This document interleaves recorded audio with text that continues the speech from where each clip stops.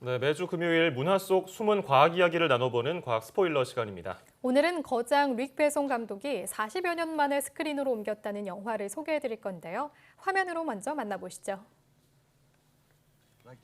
서기 2740년 우주 연방정부 소속 에이전트 발레리안과 로렐리는 특수 임무를 받고 황량해 보이는 행성에 도착합니다. Where's the band? You plan on going on a mission just like that? 황무지처럼 보이는 이곳은 사실 우주 최대의 쇼핑몰인데요. Okay, activate your system. Wonderful. Remember, do not leave with your home. System activated. 잠시 위험을 겪지만 환상의 호흡으로 특수 임무에 성공하는 두 요원. 미션을 완수하고 드디어 집으로 돌아옵니다. Welcome to Alpha, the city of 1,000 planets. 하지만 그들을 기다리는 또 다른 임무. 700 million miles. A year ago, we discovered a radioactive zone right in the middle of the station. A tumor we have to cut out as soon as we can. If we don't, and this cancer keeps spreading, it will destroy Alpha in less than a week. 3천여 종의 외계 종족과 인간이 어우러져 사는 알파는 일촉즉발 위험 상황에 놓이게 되고 아무도 살아 돌아오지 못했다고 알려진 알파의 중심부로 발레리안은 향하게 됩니다.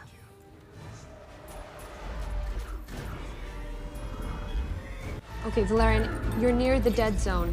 Reel them in before I lose you. I'm working on it. 우주 최강 요원인 두 사람은 과연 알파를 위험에서 구해낼 수 있을까요?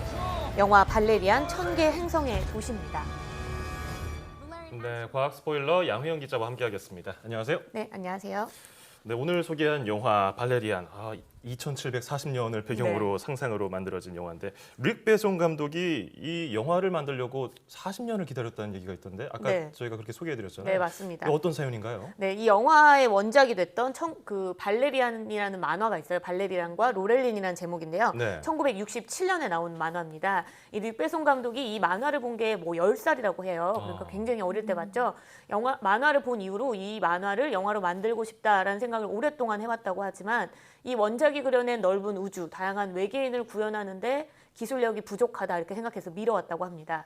하지만 영화 아바타가 개봉한 이후 이제는 영화를 만들 수 있을 때가 왔구나 이렇게 생각을 하고 이 발레리안과 로렐린이라는 원작을 가진 영화를 제작하기로 결심을 했다고 합니다. 네, 10살 때 보고 40여 년 동안 그렇게 오랫동안 꿈꿔왔다면 이 작품이 가진 매력이 정말 많을 것 같은데요? 네, 맞습니다. 이 원작 만화는 뭐 우리가 많이 알고 있는 스타워즈나 아니면 뭐 아바타 이런 영화들, SF 영화들에 굉장히 영향을 많이 준 만화라고 합니다.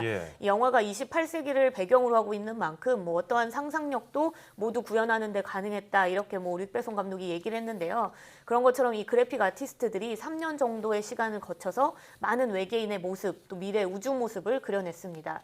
이 원작에 등장하는 3천여 종의 외계인 중에서 영화에는 한 200여 종이 나오는데 제작진들은 이 각각의 외계인이 어떤 언어를 쓰고 어떻게 생겼고 특징이 어떤지 일일이 설정을 해서 그 영화에서 자연스럽게 구현을 했고요. 또 이렇게 완성된 영화의 특수 효과 장면이 한 2,700여 장면이 나온다고 합니다. 뭐 릭 베송 감독하면 제일 떠오르는 영화가 제5원소잖아요. 네. 이 제5원소에 나왔던 특수 효과 장면보다 약 15배나 많은 수준이라고 합니다. 예, 손이 엄청나게 들어간 영화인데 아까 보니까 외계인들이 굉장히 많이 지나갔어요. 뭐 영화에서 200종의 외계인이 등장했다고 하는데 근데 외계인 하면 전형적으로 우리가 머릿속에 떠오르는 이미지하고는 좀 달랐던 것 같아요. 네, 근데 그러면 혹시 앵커들은 외계인 하면 어떤 모습이 떠오르는가요? 저는 E.T.가 가장 먼저 떠올라요. 머리가 좀 크고 눈도 크고. 에일리언처럼 흉측하게 생긴 외계인도 있고요. 맞습니다. 이 사실 외계인 우리가 본 적이 없으니까 전형적인 외계인의 모습이 좀 다시 여러 번 반복되는 경우가 있어요. 모두 다 상상을 할 수 있으니까 모두 다 가능한 면인데 최근 영화들에서는 좀 외계인들이 다양하게 등장하고 있죠. 이 외계인의 존재뿐 아니라 생김새에 관해서도 하지만 과학적 논쟁이 있다고 합니다. 살펴보니까 인간처럼 고등 생명체는 우리와 비슷한 모습으로 진화했을 것이다 이렇게 주장하는 과학자가 있고요. 반대로 고등 생명체일지라도 상상할 수 없는 모습으로 굉장히 다양할 것이다 주장하는 과학자도 있다고 합니다. 이렇게 엇갈리는 이유는요. 이 외계인이 진화 과정에서 생명 필수 원소를 무엇으로 두느냐에 따라서 모습이 달라질 것이라고 생각하는 건데요. 네. 인간과 비슷하게 탄소를 기반으로 하면 높은 지능을 얻기 위해서 인간과 비슷한 모습이 될 거다 이렇게 이야기하지만 탄소가 아니라 뭐 규소, 붕소, 황 등 다양한 원소를 생명의 기본 원소로 삼고 있다면 우리는 상상할 수 없는 다양한 모습이 됐었겠죠. 네, 그래서 이 영화 속에서 등장하는 외계인의 특징들이 그럼에도 불구하고 한두 가지 정도는 찾을 수 있어요. 네. 혹시 뭐 영상 같은 거 보시면서 어떤 특징이 있을 거라고 생각하시나요? 저는 좀 말도 쓰는 것 같고요. 네. 또 두 발로 걷는 외계인도 많이 보이네요. 맞습니다. 아까 맨인블랙 영상이 잠깐 지나갔는데 뭐 완전히 우리 사람과 다른 모습을 한 외계인도 있지만 대체로 좀 사람이랑 비슷한 것 같기도 해요. 네, 맞습니다. 이 영화 속 주인공들이 전반적으로 비슷한 특징을 가지고 있는 게 사람의 외골격과 비슷하다는 건데요. 네. 생김새가 우리와 닮았다는 거죠. 영화 아바타 주인공도 보면 그렇고 아까 이제 오늘 소개하는 발레리안의 진주족이라는 외계인이 등장하는데 그것도 인간과 굉장히 비슷한 모습을 하고 있습니다. 그 이유는 작가나 이 그래픽 디자이너들이 상상력에 한계가 있다 이렇게 말할 수는 없고요. 감정이입을 하거나 표정을 짓거나 대화를 만들기 위해서 우리가 보는 관객들한테 이해가 좀 하기 쉽도록 인간의 모습을 했을 때 영화에 조금 더 공감할 수 있기 때문이라고 합니다. 네, 그런 이유가 숨어 있었네요. 네. 네. 그런데 저는 아까 보니까 많은 우주인들이 모여 사는 알파라는 곳, 그 중심에 가서 아무도 살아나오지 못했다는 그런 곳이 인상적이었는데요. 실제로 저런 곳이 정말 존재할 수 있을까요? 네, 이 영화 그러니까 원작이 되는 만화에 보면 이 알파 스테이션이라는 것에 대해서 굉장히 자세한 설정들이 나와요. 네. 국제 우주 정거장처럼 우주선이 도킹할 수 있는 일종의 정거장으로 처음 시작했다 이렇게 나오고요. 그런데 2054년 뭐 얼마 뒤죠. 지구 인구가 9억 명을 넘으면서 이 알파 스테이션으로 새로운 주거 행성 역할이 커지게 된다. 그래서 2105년에 외계인과 이 알파 스테이션이 첫 만남이 이루어진 이후에 수많은 우주선들이 외계 우주선들이죠. 도킹을 하면서 이 알파 스테이션의 규모가 커졌다. 이렇게 원작에서 나오고요. 그래서 크기가 커진 알파 스테이션이 지구와 충돌의 위협을 겪게 하기 때문에 지구 중력 밖으로 밀어내기 결정합니다. 그래서 한 토성 근처의 태양계로 자리를 잡고 나면 수많은 외계 종족들이 더 가까이 다가오게 되면서 알파 스테이션이 커지고 인공행성으로서의 역할을 한다. 이렇게 설정이 좀 돼 있어요. 굉장히 흥미롭네요. 네, 이 영화 속 이 알파 스테이션이 아주 비슷하게 만들어지는 인공 우주 국가 실제로 좀 있을 것 같아요. 먼 우주의 일은 아니라고 하는데요. 네, 그 바로 오스트리아 단체가 건설 계획을 발표한 아스가르디아라는 겁니다. 이 우주 정거장과 같은 대형 인공위성 구조물을 우주에 띄운 뒤에 작은 인공위성 여러 대를 설치해서 연결을 해서 세를 확장하고 영토를 넓히겠다가 이들의 목표죠. 예, 지금 영상에 나오는 저 마치 구조물인데 네, 맞죠. 도시 같기도 하고요. 영화 네. 속 설정이랑 비슷하네요. 네, 맞습니다. 그래서 이 실제로 아스가르디아 같은 경우에는요, 이 성공을 위해서 관련 국제법을 뭐 개정해야 되는 것도 필요하지만 안전을 위협하는 수만 개의 뭐 우주 쓰레기 또 천문학적인 건설 비용 등 산적한 문제가 굉장히 많습니다. 그렇지만 이 궁극적으로 어떤 목표를 가지고 있냐면요, 많은 나라들이 우주로의 접근의 기회를 늘려주고 또 영화 속 인공행성의 시발점이 된다는 점에서 굉장히 우리가 관심을 가질 만한 프로젝트라고 볼 수 있습니다. 2740년, 28세기까지 우리가 살아있을 수는 없겠지만 뭐 시간이 정말 많이 흐르면 머지않아서 저런 가능성, 저런 상상력이 실제로 현실화할 수도 있겠다는 생각이 들어요. 자, 그러면 양 기자가 뽑은 발레리안의 이 작품, 이 장면 함께 보고서 이야기 나눠가겠습니다.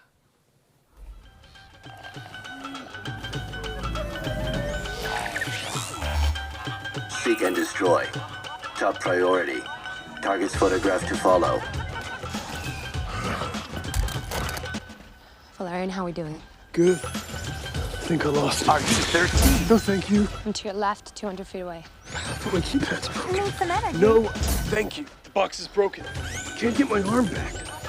Hey, you need a lawyer? Federal agent on duty. Leave me alone.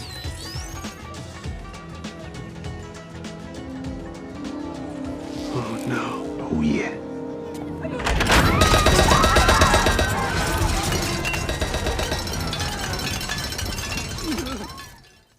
네, 이 이 28세기의 모습을 좀 잘 보여줄 수 있는 장면이지 않을까 네. 싶어서 제가 가져온 장면인데요. 네. 혹시 방금 보신 장면 중에 좀 기억에 남는 모습들 같은 거 있으셨나요? 저는 마치 투명 인간처럼 그죠? 이렇게 다 통과하는 모습이 예. 인상적이더라고요. 시 누구나 한 공- 번쯤 꿈꿨을 것 같아요. 시 공간 개념이 좀 사라진 것 같기도 하고요. 네, 맞습니다. 이 영화 장면을 다 준비해 오진 않았지만 네. 이 발레리안이라는 영화가 28세기를 배경으로 하고 있는 만큼 굉장히 다양한 상상력들이 영화 속에서 등장을 합니다. 뭐 이를테면 다른 생명체를 로봇처럼 자유롭게 조종할 수 있는 기술도 나오고요.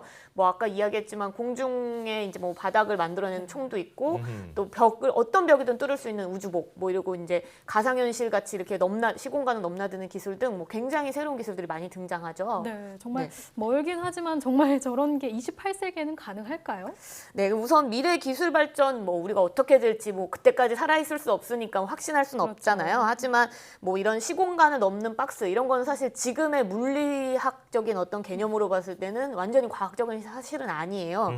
그렇다 보니까 뭐 지금까지는 뭐 그냥 설정이다 이렇게 볼 수는 있죠. 그러면 너무 허무맹랑한 이야기 아닐까요? 그런데 이제 영화가 이런 SF 영화가 되게 중요한 점이 하나 있어요. 많은 네. 과학자들이 이런 SF 영화 속에 나오는 설정들을 가지고 저거 한번 진짜 만들어 볼까? 저게 될까? 이렇게 시작하면서 개발을 하거나 연구를 하거나 실험을 한다고 합니다. 네. 그래서 그런 어떤 영화들이 없었다면 지금의 과학 발전을 이룰 수 없었다 이렇게 말할 수도 있어요. 네. 실제로 한 예를 들면요. 영화 스타트rek이 있습니다. 이 영화 스타트rek에서 영감을 얻어서 만들어진 최초의 폴더폰이 있는데 그게 바로 스타텍이에요. 아, 그랬군요. 네, 지금 이제 나오지 않으니까 이 영화에 등장한 기술의 한 80% 정도가 그 스타트rek이 지난 50년이 지난 사이에 동안 실제로 개발돼서 제품이 나오기도 했다고 합니다.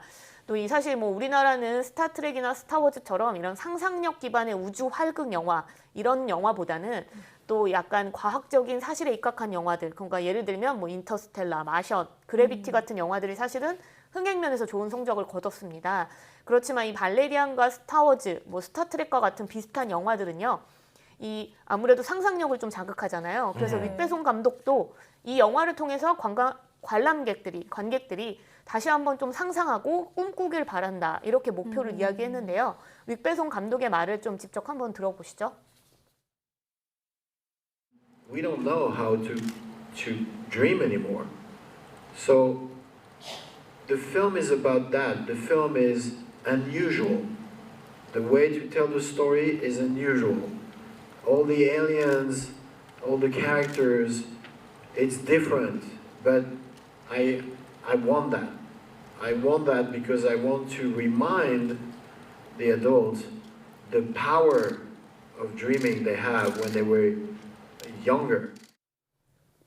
네, 뭔가 따뜻한 말이면서도 저도 네. 한번 상상력을 키워볼까 하는 생각도 드는데요. 네. 그럼 이 영화에 대한 양 기자의 과학 팩트 별점 몇 점인지 함께 보시죠.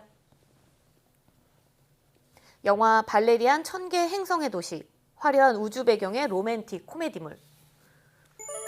과학 팩트 별점 3점입니다. 네, 오늘은 영화에서 상상으로 그려낸 외계인의 모습 그리고 미래 우주 기제에 대해서 과학적으로 분석해봤습니다. 오늘 잘 들었습니다.